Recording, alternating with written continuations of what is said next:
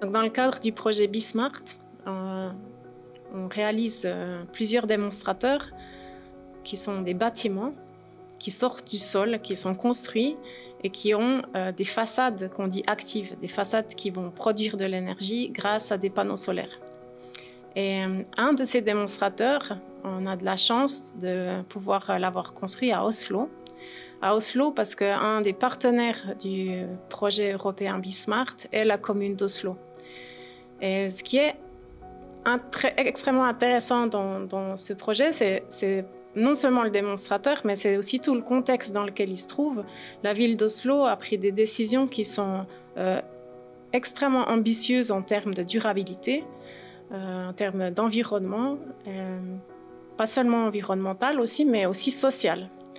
Et parmi tous les projets qu'ils ont mis en route, des projets qui sont exemplaires en Europe, et je pense qu'ils sont pionniers pour une grande partie de ces projets-là, eh bien, ils ont décidé de construire une résidence qui va accueillir des personnes qui ont des maladies psychiques, de démence, d'Alzheimer.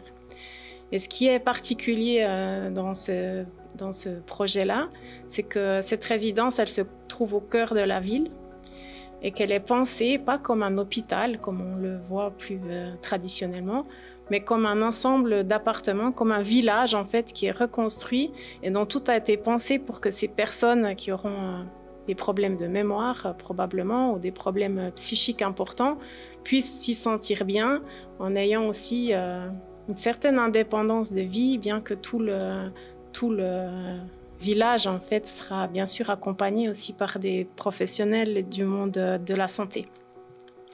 Et ce contexte-là fait que c'est extraordinaire de pouvoir contribuer à un bâtiment et à un projet en fait de cette ampleur-là en y apportant justement une partie des matériaux de construction de ces bâtiments, notamment les panneaux solaires qui sont installés maintenant sur une partie des toitures et des murs.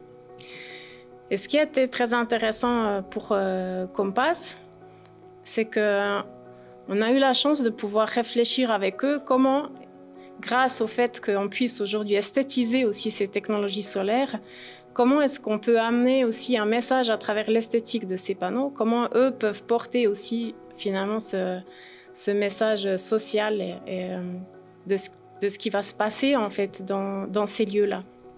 Et ça a été des belles discussions avec toutes les personnes qui sont responsables de ce projet à Oslo.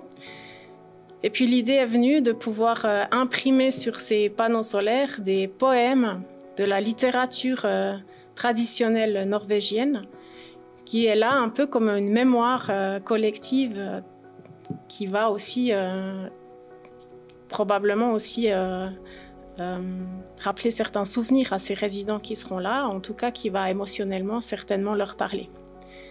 Et ces poèmes qui sont imprimés sur ces panneaux solaires, eh ben, c'est la rencontre aussi entre l'art et la science, entre l'art et la technologie, au service de la société, au service des futurs habitants de ce complexe-là. Donc ça, c'est pour le cadre un peu social du projet. Et puis, il y a aussi c'est aussi extrêmement intéressant d'un point de vue plus technique, plus scientifique, parce que ces panneaux solaires qui reçoivent ces poèmes, eh bien, il a fallu choisir les couleurs, il a fallu définir aussi un design de ces panneaux-là.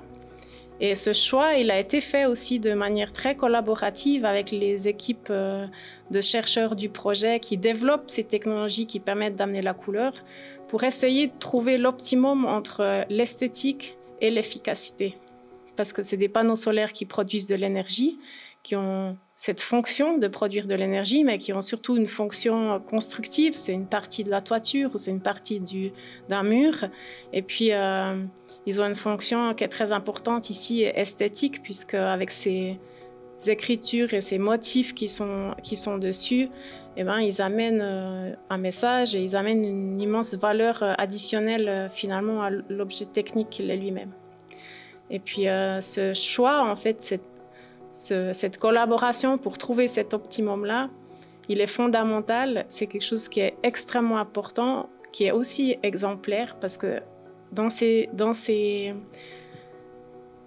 toutes ces technologies et dans toutes ces nouvelles constructions à énergie positive, qui soient climatiquement aussi neutres, c'est aussi des nouveaux métiers, c'est des nouvelles fonctions.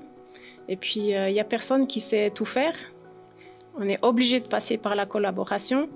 Et sans ça, on n'y arrivera pas, c'est certain. C'est qu'en mettant ensemble, en fait, finalement, ces différentes compétences qu'on trouvera les solutions ensemble. Et dans ce sens-là, ce projet de Oslo, il a aussi démontré ça. Comment, quand on se met autour de la table ensemble, qu'on partage chacun ses objectifs, ses contraintes, ses ambitions, ses rêves, eh ben, on peut ensemble aussi trouver les solutions. Et là, on en a un magnifique exemple. Et, je suis très fière de ce qu'on a fait là aussi avec Compass dans ce projet.